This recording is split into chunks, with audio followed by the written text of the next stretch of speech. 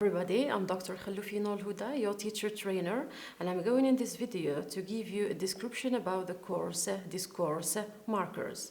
So we start with mentioning the objectives. At the end of this course, learners will be able to know the notion of discourse, recognize the structure of different discourses, and understand different types of text using discourse markers. We start with defining discourse. So what is discourse? Discourse is a term used in linguistics to refer to a continuous stretch of language above the sentence level. It's composed of two types, spoken discourse and written discourse.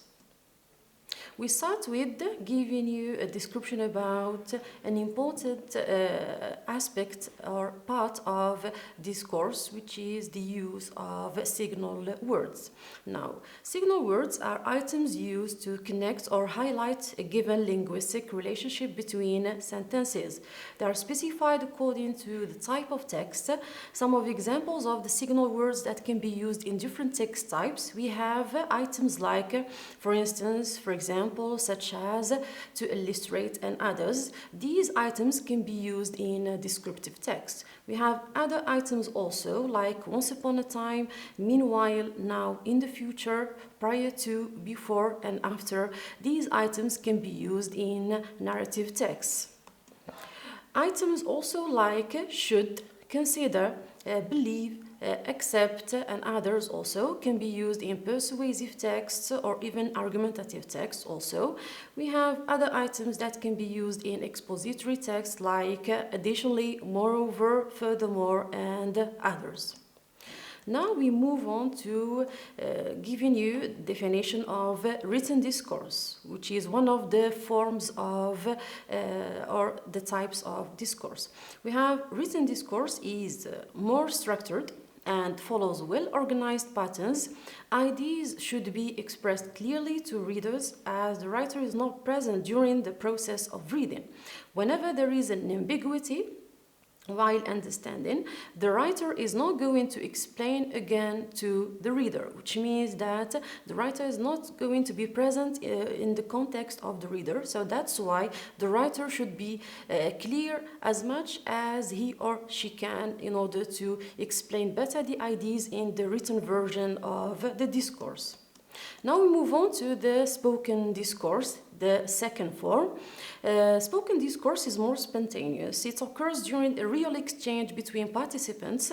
Unlike written discourse, the listener in spoken discourse can ask for clarification whenever needed because it's in the actual context. Some of the examples of spoken discourse, we have phone conversations, interviews, conferences, turn-taking context, jokes, political speeches, and others as well. Concerning the written discourse, here I mentioned academic written discourse, and one of the types of written discourse is the academic article. So the main characteristics of academic articles as written discourses, so they are structured and organized text using headings and subheadings, because the structure is more organized and well structured. They present research and findings. They can be either highly specialized for a specific target audience or generalized for general purposes. So we can conclude that there are different types of materials. They can be written or spoken.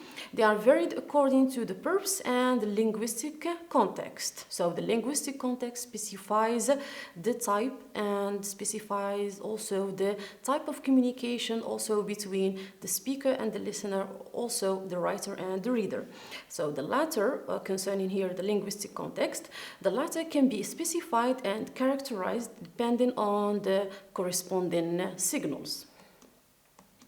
So these are the main references used to design the course you find online. Thank you everybody, for your attention. So see you in another course. Thank you.